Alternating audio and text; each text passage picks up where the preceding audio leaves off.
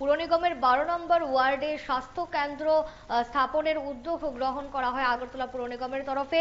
পুর নিগমের 12 নম্বর ওয়ার্ডের উপকেন্দ্র স্বাস্থ্য কেন্দ্র নির্মাণের উদ্যোগে আগরতলা পুর নিগম নেওয়া হয় এবং বুধবার পশ্চিম ভুবনবন এলাকায় এর ভিত্তিপ্রস্তর স্থাপনের অনুষ্ঠানটি অনুষ্ঠিত হয় এবং সেই চিত্র আপনারা এই মুহূর্তে PV24 এর পর্দায় দেখতে পাচ্ছেন। পুর নিগমের 12 নম্বর ওয়ার্ডের উপকেন্দ্র স্বাস্থ্য কেন্দ্র নির্মাণের উদ্যোগ নেওয়া হয় আগরতলা পুর নিগমের তরফে। এদিন ভিত্তিপ্রস্তর স্থাপন অনুষ্ঠানে উপস্থিত ছিলেন mayor Dipak Majumdar, commissioner doctor Shailesh Kumar Yadav, corporator Hiralal Debnath, Shampa Sen Sarkar, Shantana Saha প্রমুখ। এই স্বাস্থ্য কেন্দ্র স্থাপনের ফলে সাধারণ মানুষ অনেকটাই উপকৃত হবেন এবং সাধারণ মানুষের সুস্বাস্থ্য ও তাদের সমস্যা দূর করতেই এই উদ্যোগ বলে জানান মেয়র দীপক মজুমদার। আমরা শুনবো মেয়র দীপক মজুমদার কি বলছেন।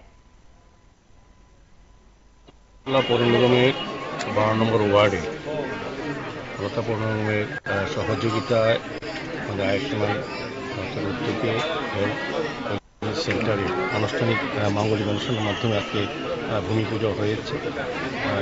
কিছুদিনের মধ্যে এখন কাজ শুরু হবে।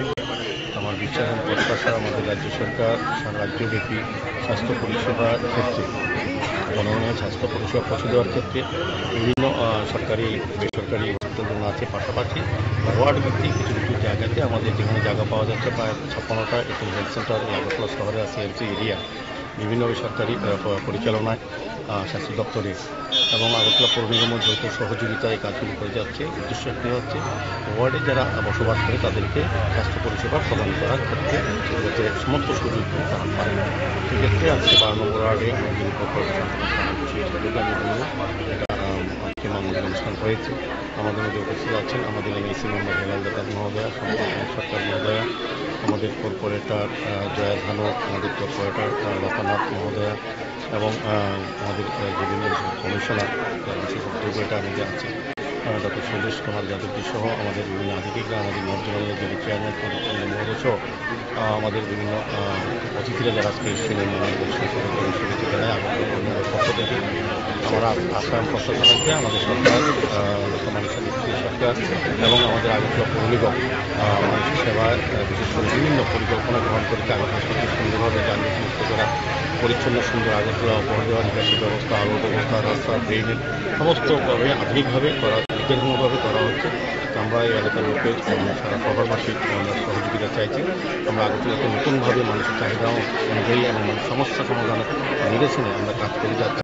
আমাদের বিভিন্ন বিশিষ্ট সমাজসেবী পাপিয়া দত্ত মহোদয় আছে, সার্বিকভাবে যারা আজকে উপস্থিত হয়েছে তাদেরকে অনেক শুভেচ্ছা জানাই। আমাদের আশা থাকবে তারা আগরতলায় শহরবাসীর জন্য যা যা প্রয়োজনীয় তাদের চাহিদা সেই সমস্ত চাহিদা অনুযায়ী আমরা পরিকল্পনা গ্রহণ করে মানুষের সঙ্গে কথা বলে এলাকার লোকের কথা বলে এলাকার কর্পোরেশনের সঙ্গে কথা বলে আমরা বিভিন্ন কর্মসূচি গ্রহণ করবো আগামী দিন।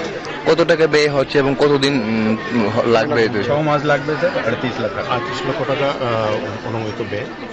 পরিশ্রম দেখা যাবে কী কী পরিষেবা দেওয়ার ক্ষেত্রে যদি আরও প্রয়োজনীয় সরকার আমাদের সঙ্গে আছে।